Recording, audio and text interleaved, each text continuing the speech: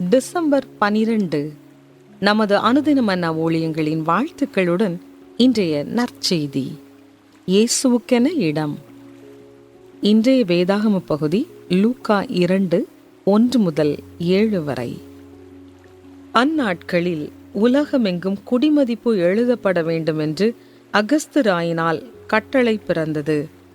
சீரியா நாட்டிலே சிரேனியு என்பவன் தேசாதிபதியாயிருந்தபோது இந்த முதலாம் குடிமதிப்பு உண்டாயிற்று. அந்தபடி குடிமதிப்பு எழுதப்படும்படிக்கு எல்லாரும் தங்கள் தங்கள் ஊர்களுக்கு போனார்கள்.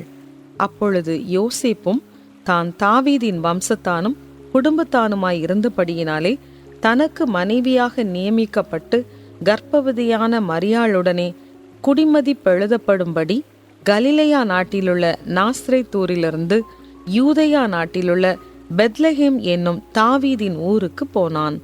அவ்விடத்திலே அவர்கள் இருக்கையில் அவளுக்கு பிரசவ காலம் நேரிட்டது.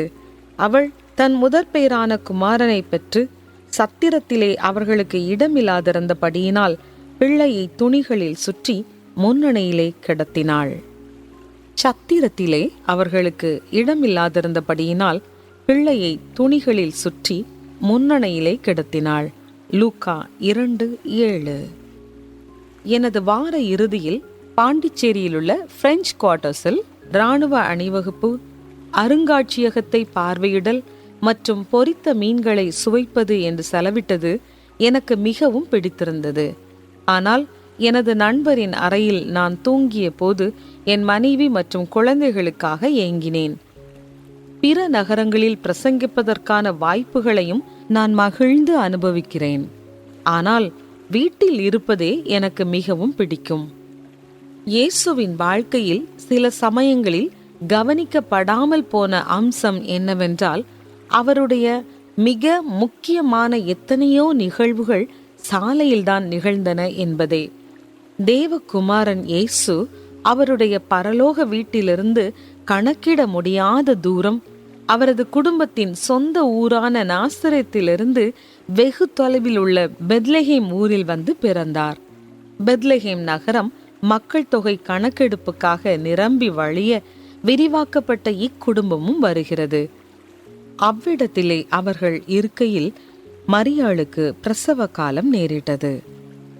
அந்நேரத்தில் அவர்கள் தங்குவதற்கு கிரேக்க வார்த்தையில் கேட்டலியுமா எனப்படும் விருந்தினர் அறை கூட கிடைக்கவில்லை என்று லூக்கா கூறுகிறார்.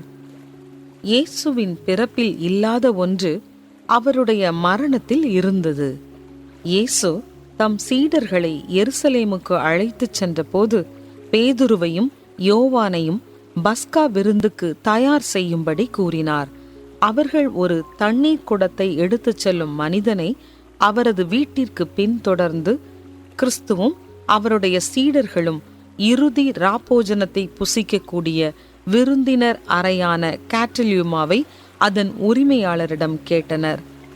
அன்று இரவல் வாங்கிய மேல் வீட்டறையில் இயேசு இப்போது ஐக்கிய பந்தி என்று அழைக்கப்படும் பஸ்காவை ஏற்படுத்தினார். அவர் கொடூரமாக சிலுவையில் அறையப்படுவதை இது முன்னறிவித்தது. நாம் அனைவரும் நம் வீட்டை நேசிக்கிறோம். ஆனால் நாம் இயேசுவின் ஆவியானவருடன் பயணித்தால் ஒரு விருந்தினர் அறை கூட அவருடன் ஐக்கியம் கொள்ளும் இடமாக மாறும்.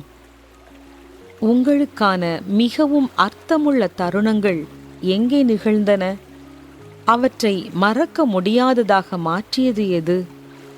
நீங்கள் வாழ்க்கை பயணத்தில் இருக்கும்போது இந்த தற்காலிகமான குடியிருத்தலை கிறிஸ்துவுக்காக எவ்வாறு பயன்படுத்தி கொள்ளலாம்? வீட்டிலிருந்து வெகு தொலைவில் உள்ள யாத்ரீகரின் நண்பரான இயேசுவே, நீர் எப்போதும் என்னுடன் இருப்பதை நினைவில் கொள்ள எனக்கு உதவும். ஆமென்.